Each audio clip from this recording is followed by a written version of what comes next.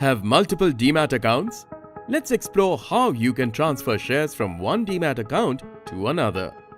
There are two methods of transferring shares: manual transfer and online transfer. For manual transfer, all you need to do is procure the delivery instruction slip from your current broker, fill out the beneficiary broker ID and International Securities Identification number. Select the mode of transfer, intra-depository or off-market. And lastly, authorize the transfer with your signature and submit the slip.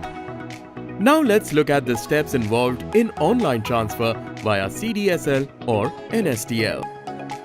Visit www.cdslindia.com or eservices.nsdl.com and register. For CDSL, select the easiest option, and for NSDL, select the Speed E facility. Fill in the details asked. Send a copy to the depository participant. You will receive login credentials after 1 to 2 days, after which you can easily transfer the shares.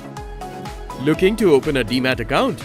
Get started with HDFC Bank Demat account. Stay on top of your finances with us.